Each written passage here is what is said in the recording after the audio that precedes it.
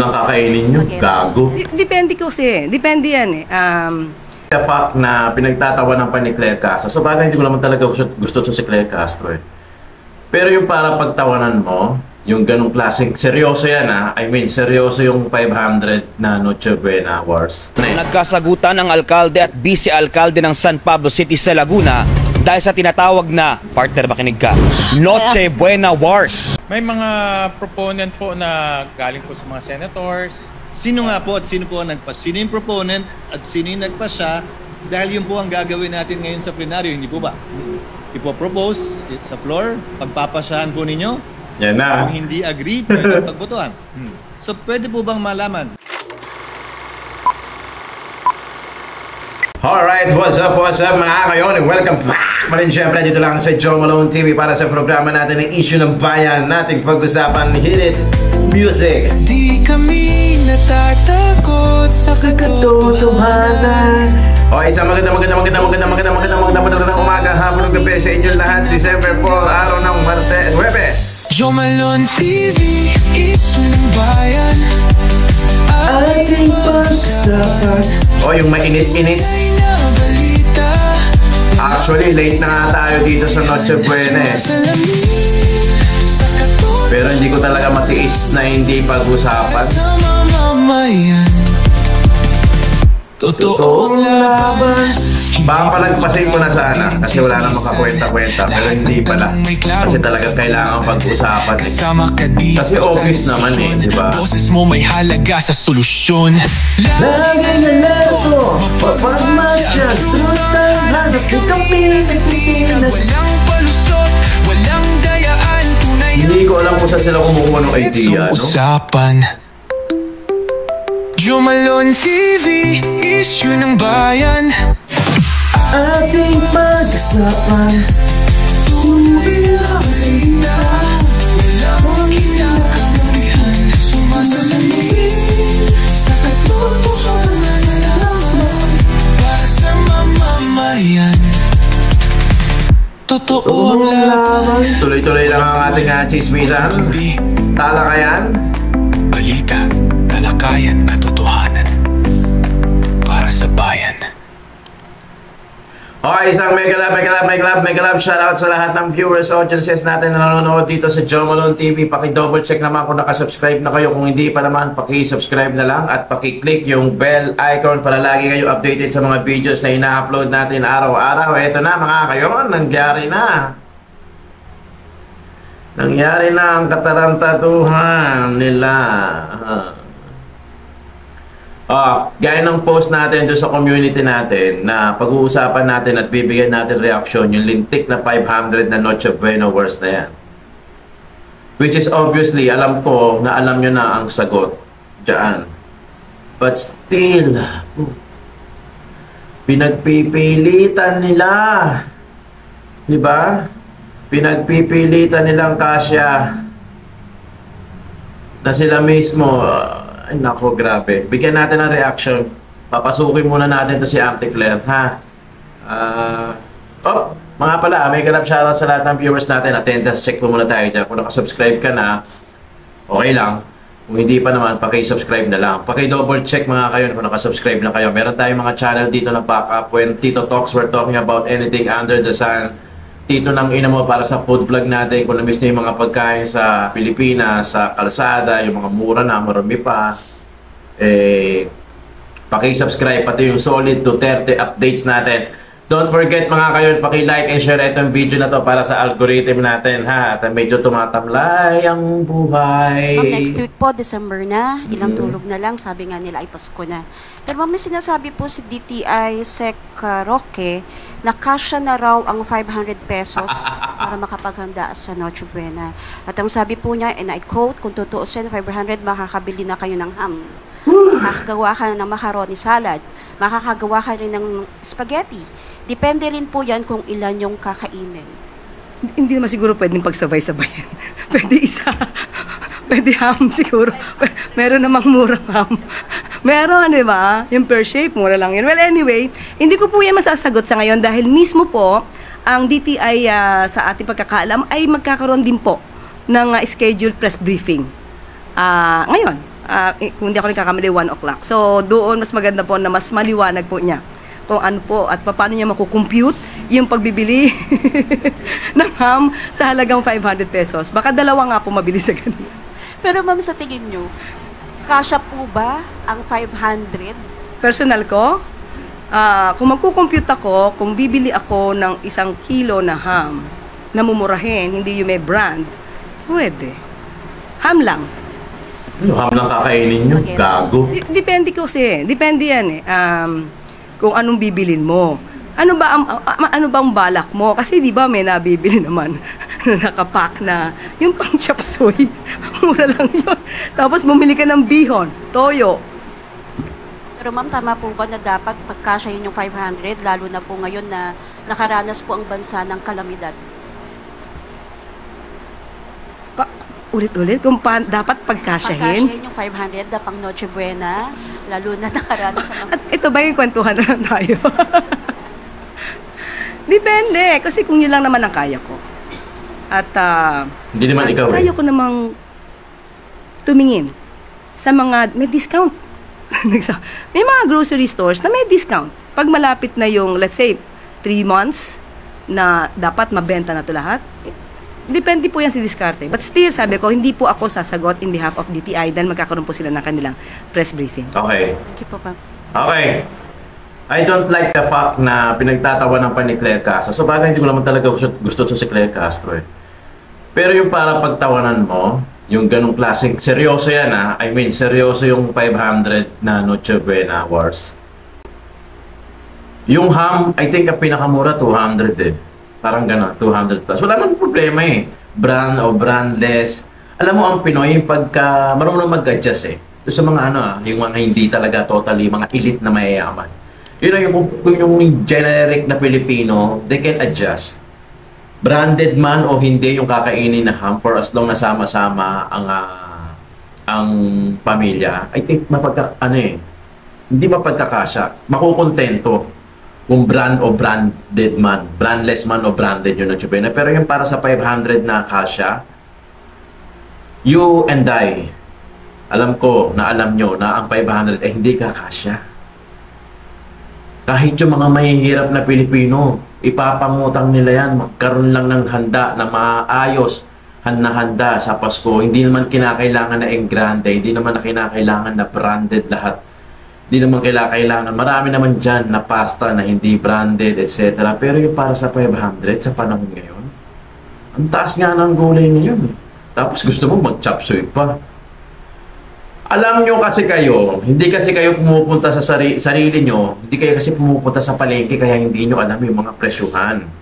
Baka meron pa kayong mga mayayaman, meron pa yung cook sa bahay. May chef pa yan sa bahay na nagluluto o kaya may mga yaya yan na magluluto para sa kanila. Bibigyan lang nila ng pera, iiwanan lang o hindi naman nila aalamin kung magkano yung breakdown, kung magkano na ang gulay ngayon.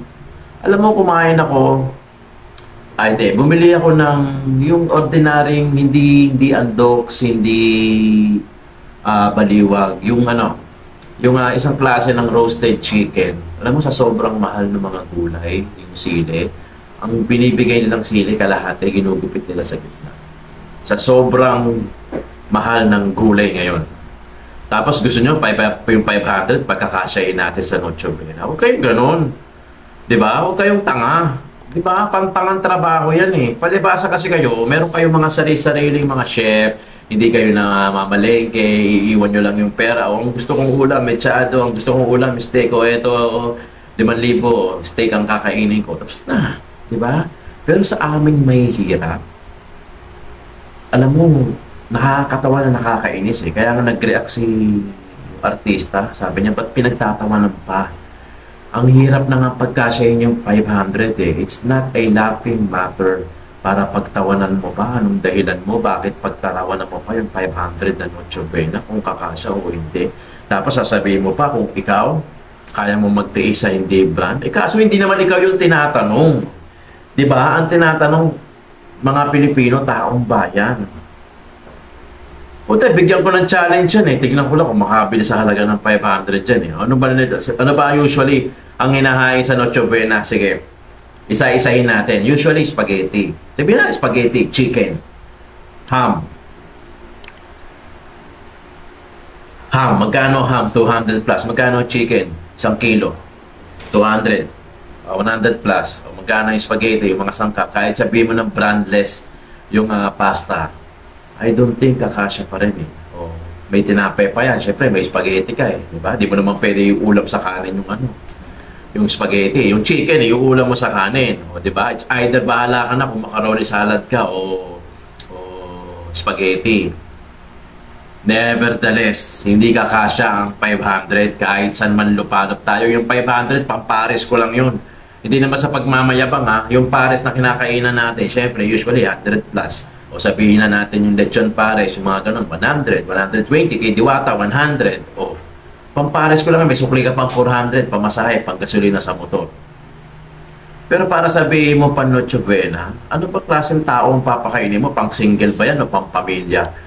Kasi kung pang single yan, feeling ko hindi na maghahanda yan na Noche Buena, makikikain na lang yan sa kapitbahay o kaya sa kamag-anak nila. Hindi na kailangan mag-prepare ng isang single na tao o nag-iisang tao sa loob ng bahay sa Noche Buena niya. Kaya hindi niya na kailangan ng 500. So technically, ang pinag-uusapan natin dito, yung Noche Buena na 500 pang isang pamilya.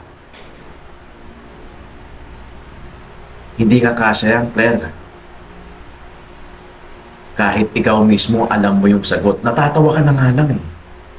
Pinagtatawa naman na lang eh, kasi alam mong hindi kasya, kaya ayaw mong sagutin, pero alam mo, hindi kasya. Bakit hindi na lang tayo magpakatotoo na sasagutin ng DTI yan, pero personally, kung ako tatanungin nyo, hindi ka kasya sa akin ng 500. Ganun dapat. Mas ganun ang attitude mo, mas mamahalin ka pa ng tao. Hindi yung parang kinakampihan mo pa sila, sasabihin mo, hindi mag-brandless ka na ano. Pucha, hirap na nga yung Pilipino. Siyempre, pakainin mo naman. Kahit pa paano na dissenting Noche Buena. Bihira na nga, isang beses na nga lang yan sa isang taon. Di ba? O, panoorin natin ito. Nagkasagutan ang alkalde at vice-alkalde ng San Pablo City sa Laguna dahil sa tinatawag na, partner makinig ka, Noche Buena Wars. Sa flag raising ceremony noong Lunes, binatikos ni Mayor Arcadio Capangado Jr. ang sangguniang panglungsod, kabilang na si Vice Mayor Justin Culago, dahil sa pagtangging aprubahan ang hiling na 45 million pesos sa Noche Buena package para sa mahigit 80,000 pamilya sa San Pablo City. Sinasabing halos 15 milyong piso lang ang inaprubahang pondo ng sangguniang panglungsod. Paliwanag ni Vice Mayor Culago, 14.9 million pesos ang inaprubahang pondo dahil ito lang ang maaaring makuha mula sa General Fund at mahirap makuha ang natitirang 30 million pesos sa Gender and Development Program ng lokal na pamahalaan. Alam nyo, isa na nakikita ko dito sa ganitong klaseng problema sa Pilipinas. Greed, kasakiman. Greedy. Lahat ng politiko, karamihan sa mga politiko, nagiging greedy na. Wala nang compassion sa bawat nasasakupan. Iginiit ng vice-alkalde na may patakaran sa paggastos ng pondo para sa Gender and Development Program at hindi maaaring magamit para sa pamamahagi ng regalo. Pero ayon kay Mayor Capangada, pinayagan na niyang magamit ang pondo ng programa para sa Noche Buena package. Sa kabila ng isang beses lang yan sa isang taon ayaw niyo pang payagan. Pondo, iginiit ng alkalde na tuloy ang pamamahagi ng Noche Buena package, pero prioridad ang mahihirap na pamilya. Yan ang sinasabi ko, di ba? Alam niyo, isang beses lang ang Noche Buena. After niyan, hirap na ulit eh. Totoo, ipapanghutang ng Pilipinong mahirap yung Noche Buena na yan. May maihanda lang sa Noche Buena na yan. Sana tanggalin nyo na lang yung Noche Buena, huwag na lang tayong magpasko. Kung ganyan lang din, hindi ko alam kung ang gobyerno natin para sa pag-ahon ng Pilipino o para lalo sa pagpapahirap. Kasi the way I see it, nangyayari, parang imbis na padali ang pag-aangang buhay ng Pilipino, pahirap eh. Pahirap. Pahirap ang buhay natin. Pahirap sa totoo lang. Dahil talagang wala. Ewan ko pa kung iniintindi pa tayo ng gobyerno natin o kung iniintindi man tayo, baka tuwing botohan lang. Grabe, di ba? Grabe yung ginagawa ng gobyerno sa Pilipino. I'm sorry, pero ganun ang nakikita ko eh. Na para bang dapat kayo yung nagsisilbi sa amin, hindi dapat kayo greedy pagdating sa pera. Sumasahod naman kayo mapukid. Di ba? Sumasahod naman kayo, ba't hindi pa kayo mga kontento sa sinasahod nyo? Bakit nangungurakot pa kayo? Tapos si Meow Meow, si Kiko Barsaga, nauna nyo pang isinuspinde dahil sa kanyang freedom of speech rather than sa mga magnanakaw na nakulong. Doon mo makikita na sobrang unfair. Pinagtuunan nyo pa ng pansin yun. Yung mga sinasabi ni Meow Meow, bakit? Tinatamaan kayo, nasasaktan kayo. Kaya sinuspinde nyo ng 60 days, pinagtulutulungan nyo, ilan lang yung bumoto na 5, 11 yung abstain, tapos yung 200 plus, lahat, pabor na masuspinde si Kiko, si Congressman Kiko Barsaga na wala namang ginawa kundi ano to klaseng gobyerno na to na pagka anti-administrasyon ka, ikaw ang unang papatahimikin rather than doon sa mga magnanakaw na talagang bilyon, trilyon yung mga ninanakaw from the taxes ng mga Pilipino, di ba? Tapos hindi pa nakukulong hanggang ngayon, magpapasko na. Come on, hindi mo naman kayang lokohin yung mga Pilipino, alam naman namin yan. Pero wag nyo naman kaming gawing stupido, na gawing bata na alam nyo na niloloko, alam na namin na niloloko nyo kami, tapos ganun pa rin, pinapamukha nyo pa sa amin. Diba? Eto, papasukin natin. Senator Win Gatchalian, hindi nakaporma kay former Senate President Chis Escudero. Puta, mukhang gumanti si Chis, kinasuon kasi. Talagang naglahasik ng babangon ako at dudurugin ko kayo. Diba? Panoorin natin, Chis Escudero. With the indulgence of Senator Cayetano, our Minority Floor Leader, nakasanayan po kasi natin na kapag may mga punto para mabawasan na yung debate, minsan yung chairman na lang ang nagpo-propose through the period of individual amendments nung mga amendment na pinanukala nung nagdedebate. Pero ngayon, ang proseso na gusto ng ating ginagalangan chairman ng Committee on Finance, lahat padaanin na sa period of individual amendments, doon ipasok at dito niya pagpapasan kung tatanggapin niya o hindi. Tama po ba? At kung may contention, ayaw niya, pagbobotohan sa plenaryo. Pero ang tanong ko, nagalang-galang na chairman, in the interest of transparency, is it written in any portal who proposed the changes to the age gap in the committee report? I'll give you an example. Out of the blue, yung Cagayan State University, pinroposa ng 77 million na dagdag. Pero yung katabi niya sa rehiyon na yun, Batanes State College, wala. May I ask, who proposed the 77 million increase? Is that in any of the portals that we have right now? Again, in the interest of transparency. Actually, yung mga proposals, we took into consideration rin yung mga proposals ng mga agencies. But as we always practice, mga agencies po magpapadala ho dito ng mga recommendations, what to increase, what to augment. So we consulted also with our vice chairman, we consulted also with the members through the technical working group. Kaya ho, nag-issue kami ng notice for the technical working group para doon natin mapag-usapan. In fact, si Senator JV was there, Senator Lauren was there. Your Honor, is it your position that all of the proposed increases in the committee report were given by the agencies themselves? Halos lahat po. No. All or not all? Halos lahat. What about those that did not come from the agency? Kanino po nanggaling? Sino po ang proponent nun? May mga proponent po na galing po sa mga senators. Sino nga po at sino po ang nagpas? Sino yung proponent at sino yung nagpasya? Dahil yun po ang gagawin natin ngayon sa plenaryo, hindi po ba? Ipopropose sa floor, pagpapasyahan po ninyo. Yan na. Kung hindi agree, pwede pagbotohan. So pwede po bang malaman? Ginagalit niyo si Chis, ha? Sa mas kinasaang transparency portal na ginawa natin, isa sa mga unang resolusyong pinasa natin, kaugnay sa budget, kung sino nag-propose individually nitong mga ito. Halimbawa po, I'll just pick at random, Your Honor. Yung 1 million increase ng Bureau of Treasury, agency? Proposal? Yan po ay galing po sa unprogrammed funds at inilipat po natin sa program. Proposal po ba yan ng agency? Proposal po ng technical working group kung pinag-usapan mo. Ano pong pangalan at address ni TWG? I mean, again, we want transparency. Kaya na kasi, dilanan nyo kasi. Report is about, tinasuhan nyo kasi, yan tuloy, naggagalay ite. Talaga lalabas na yung galing 326 billion So isn't it just proper and right that we know who the proponents are of these proposals? Marami ho kasing mga proposals pinapadala ho sa amin in writing. In iba ho ay tinatry ho natin ma-accommodate by finding sources. So lahat naman ho yan in writing pinapadala ho Mr. Chairman, ulitin ko po ulit. Mr. President, I'm sorry. Wala naman po problema eh. Ang tanong ko po, nakasulat po ba yan sa maski na sa ang transparency portal na nilabas ninyo kung kanino nang galing yung mga proposal na nilagay sa committee report ng Committee on Finance at sino po yung nag-approve?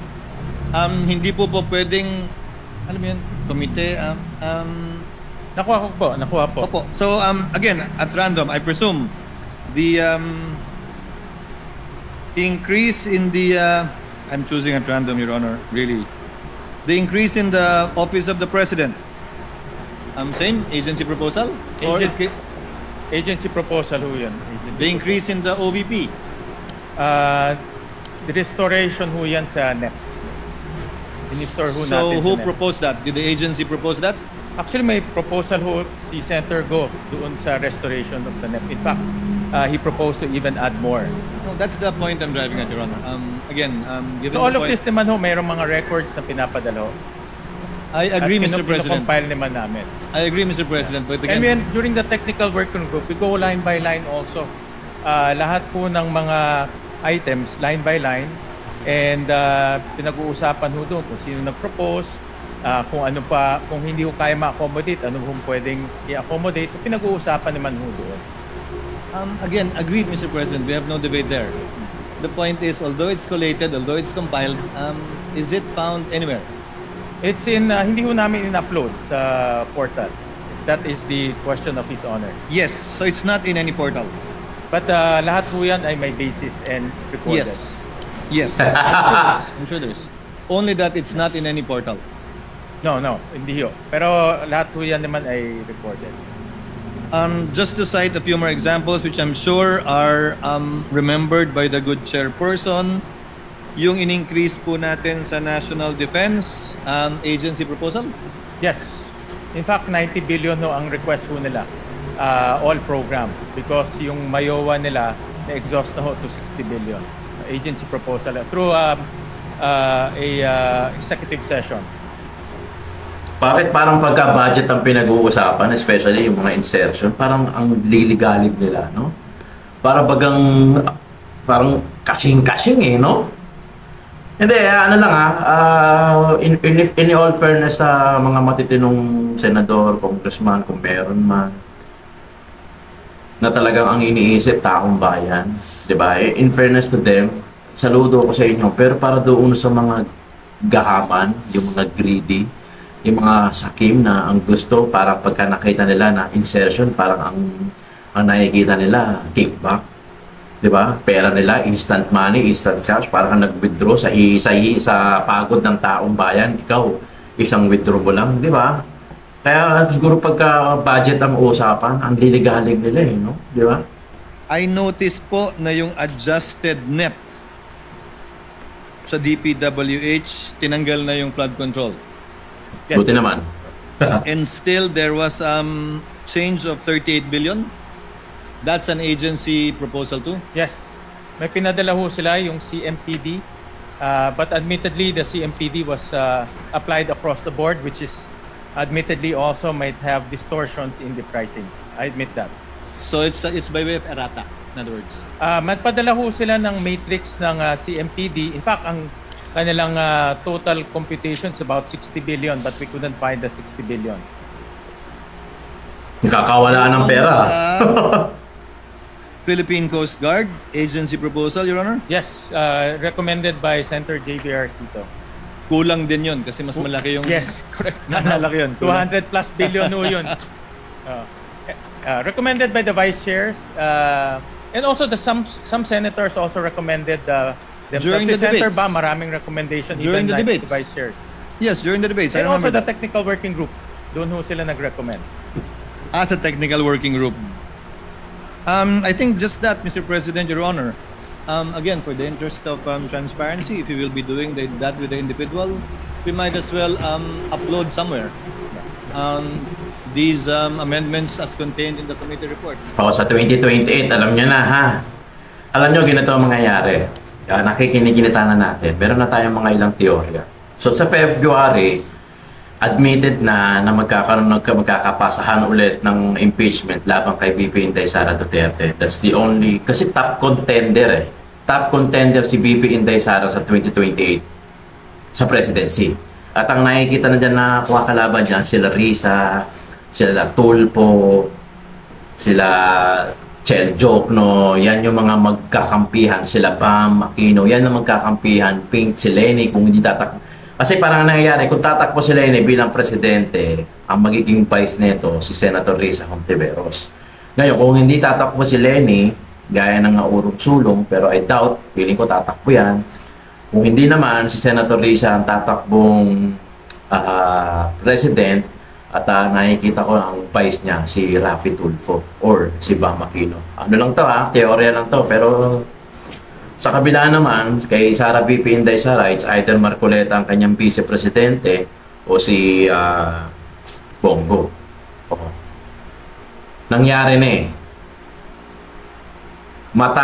makalaya man si Tatay Digong sa dahig, si VP Inday Sara pa rin ang mananalo. Mamatay man si Tatay Digong na wag sana sa dahig, si VP Inday Sara pa rin ang mananalo.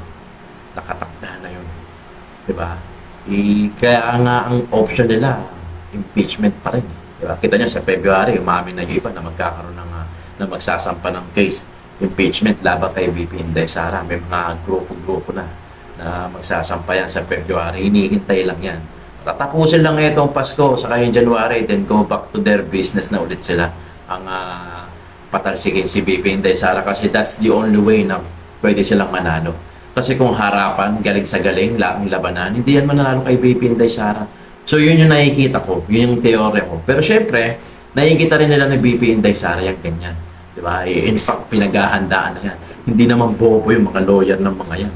Lalo na si VP Inday Sara. Sa dami ng lawyer niya, nakikita nila yung mga pwedeng ibambala kay VP Inday, kasi talagang wala Si VP Inday Sara na yung nakatakda para sa 2028. Ayusin na natin itong Pilipinas. Magkaroon tayo ng unity. Otherwise, pumamatay tayong lahat ng ganito pa rin.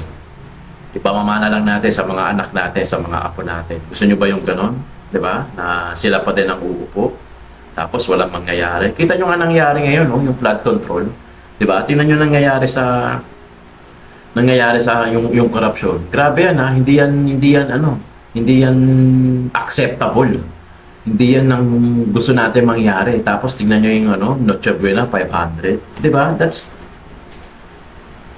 katangahan Napaka-stupido Biri mo. Pagkakasya yung may 500, maglalabas sila ng ganong klaseng statement. Na even themselves, hindi sila makakapaniwala, nakakasya talaga yun. Pero pinagpipilitan nila para para mapag-usapan lang. 'Di ba? Ganon minsan yung nakikita ko na parang gumagawa sila ng bad publicity. Good or bad nga still publicity. Kaya parang wala problema. 'Di ba? Gaya nung kay John B. Crimolia, 'di ba? Tatakbo puta sa Malacanang tapos gaganon.